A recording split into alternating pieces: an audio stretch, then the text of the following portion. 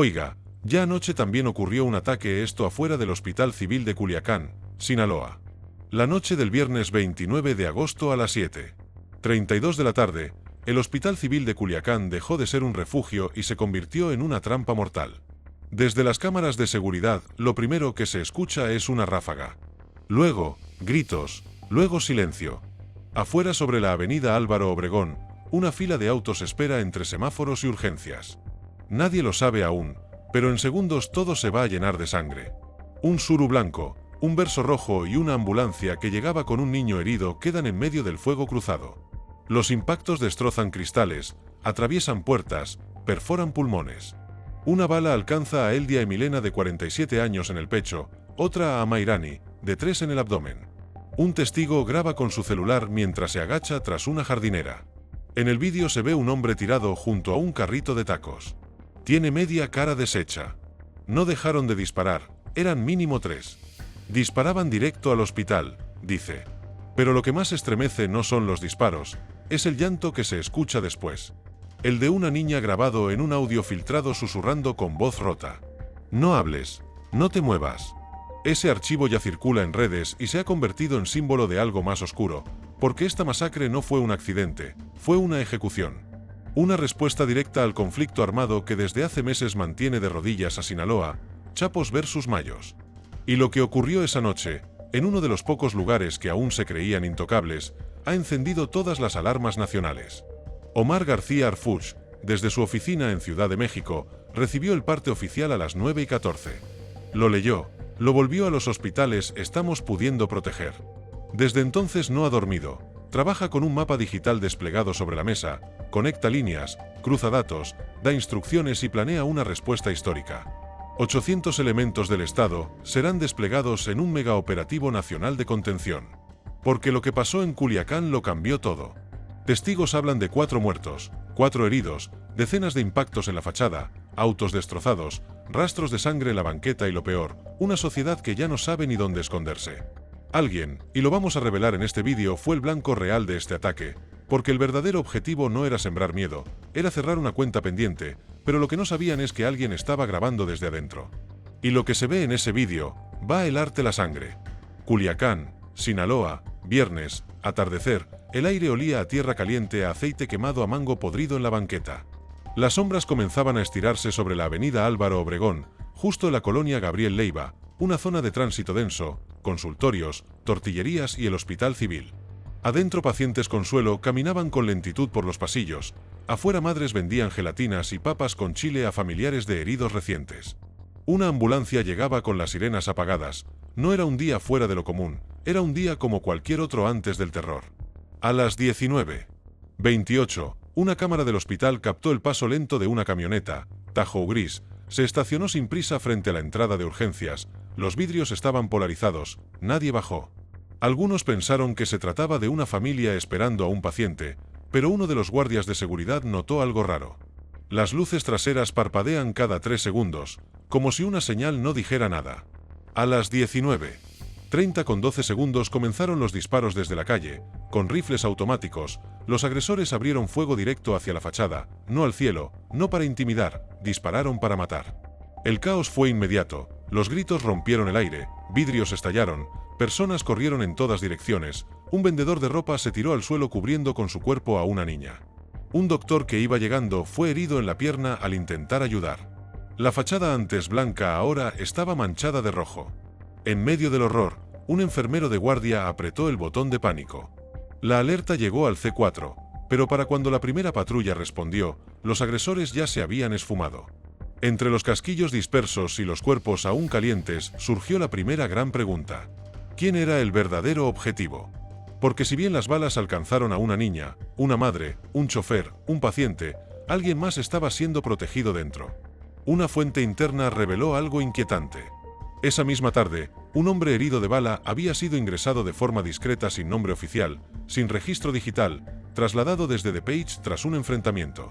Y al parecer alguien se enteró porque no hay otra explicación lógica. No fue un ataque al azar, fue una ejecución selectiva lanzada contra una zona médica, en hora pico, con precisión quirúrgica. Y aún más extraño, los agresores no intentaron entrar, solo dispararon. como si supieran exactamente a quién estaban apuntando y desde dónde. Pero lo que ese paciente traía en su mochila sería aún más escalofriante. En los primeros disparos duraron apenas 11 segundos. Pero en ese tiempo, 4 personas ya estaban en el suelo. Una cámara de vigilancia, ubicada justo sobre la entrada principal del hospital, captó la secuencia en silencio. Una ráfaga de luces, cuerpos cayendo, sangre deslizándose por la banqueta. Una señora con una bolsa de mandado intentó correr, pero no alcanzó. La bala le atravesó el costado y quedó sobre el pavimento, junto a un carrito de comida. Sus ojos seguían abiertos.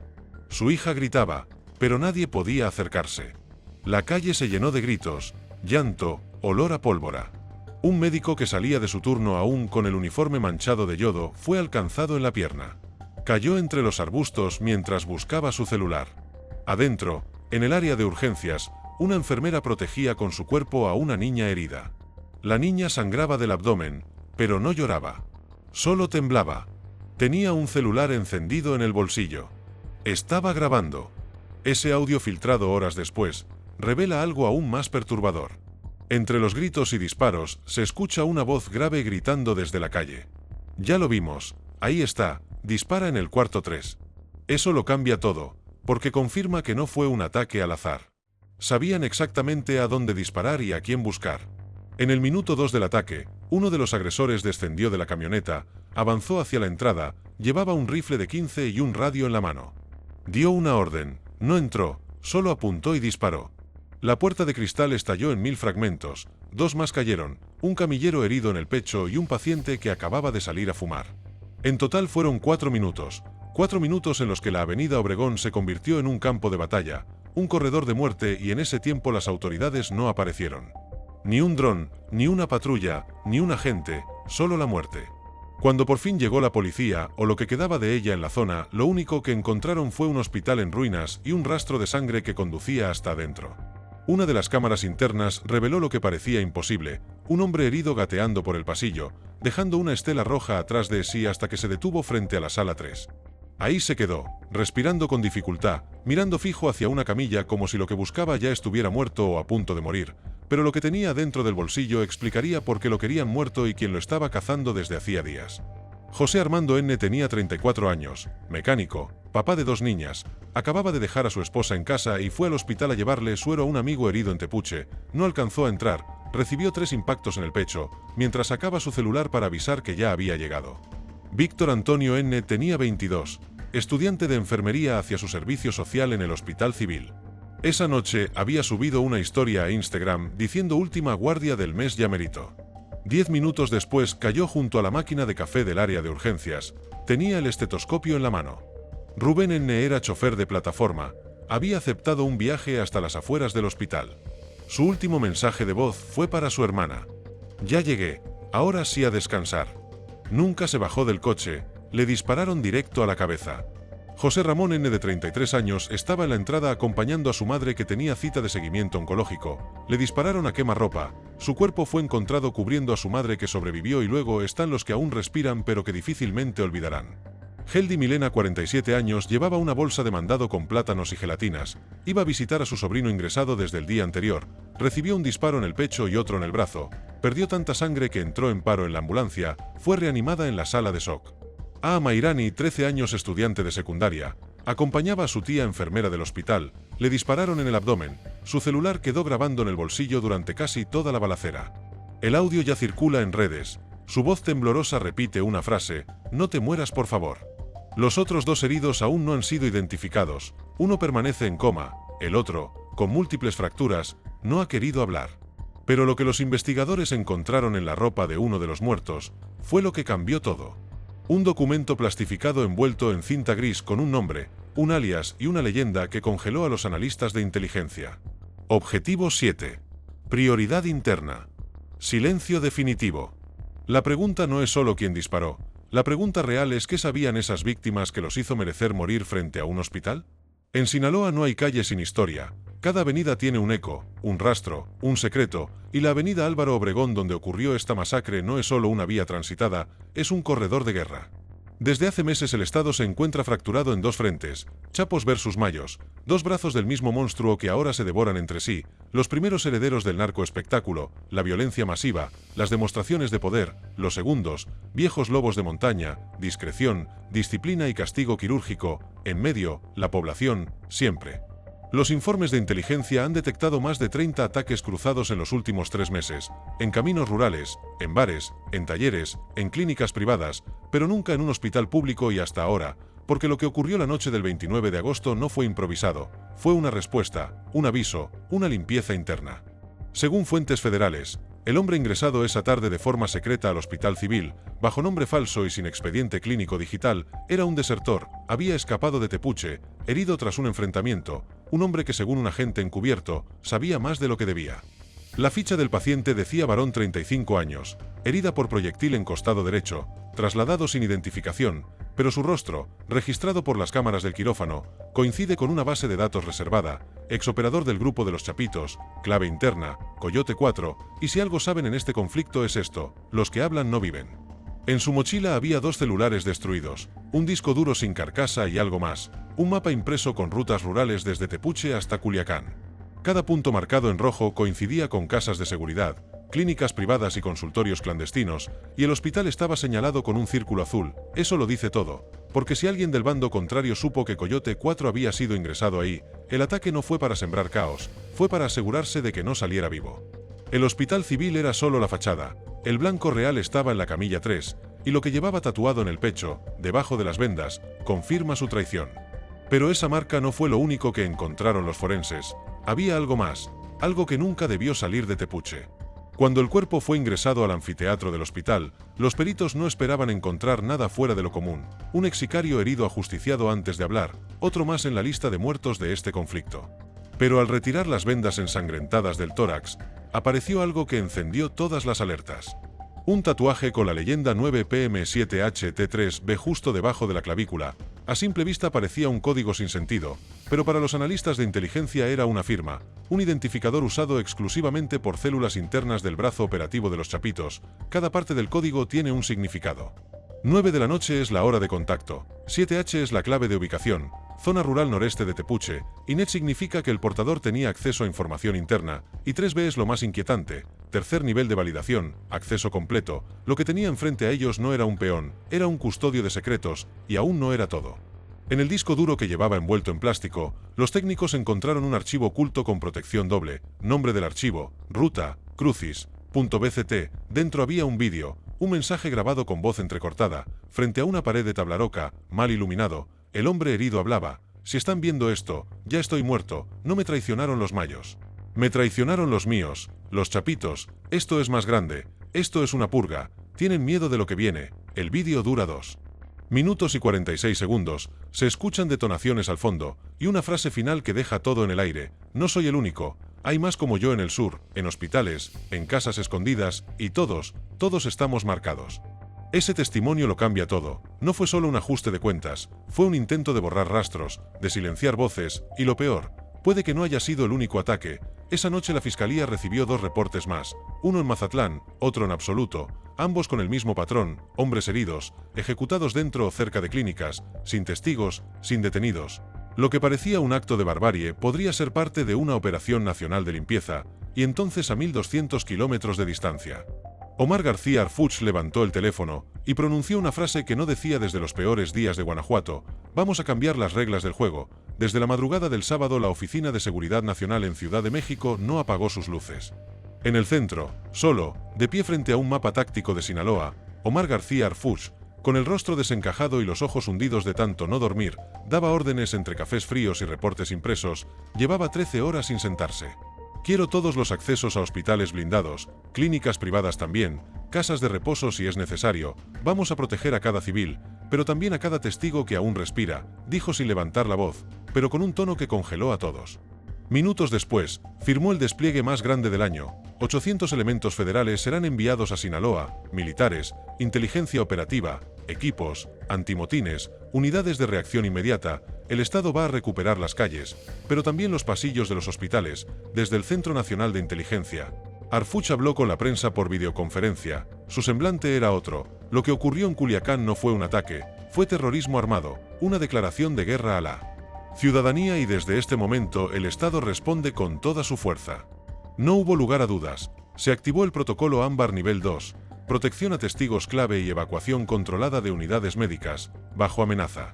Cada hospital del corredor Culiacán-Tepuche entró en revisión, cada registro digital fue cruzado con bases de datos federales y en paralelo se activó algo más delicado, un escaneo masivo de rutas médicas, utilizadas por operadores criminales para evadir enfrentamientos.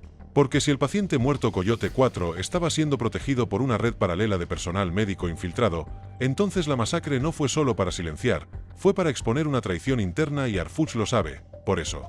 Esa misma mañana firmó otra instrucción: agentes encubiertos dentro de hospitales, equipos tácticos en ambulancias, rastreadores satelitales en cada traslado desde zonas de riesgo, porque el nuevo campo de batalla ya no es la sierra, es el quirófano. Pero lo que descubrirían en la revisión de esos registros revelaría algo aún más perturbador: un nombre, un hospital y un traslado realizado horas antes que podría hacer la pieza clave para detener esta guerra. Pero había un problema: ese traslado ya no figura en ningún sistema. Las calles de Culiacán no han vuelto a sonar igual desde la noche del ataque. La fachada del hospital civil, aún con los impactos visibles, se ha convertido en un altar improvisado. Flores, veladoras, carteles con nombres de víctimas y mensajes rotos de esperanza. Una mujer llora frente a la entrada. Dice que su hija de 13 años aún no despierta. Le habla por las noches como si pudiera oírla. No te vayas, mi hija, por favor, quédate conmigo. Y mientras tanto la ciudad contiene el aliento, porque todos saben que esto no ha terminado. Las consecuencias son múltiples. En las calles hay pánico, médicos se niegan a trabajar turnos nocturnos, padres ya no quieren llevar a sus hijos a consulta, enfermeros hablan entre susurros sobre traslados secretos y los rumores crecen, que hay listas negras, que hay pacientes marcados, que la guerra ya se coló entre las batas blancas.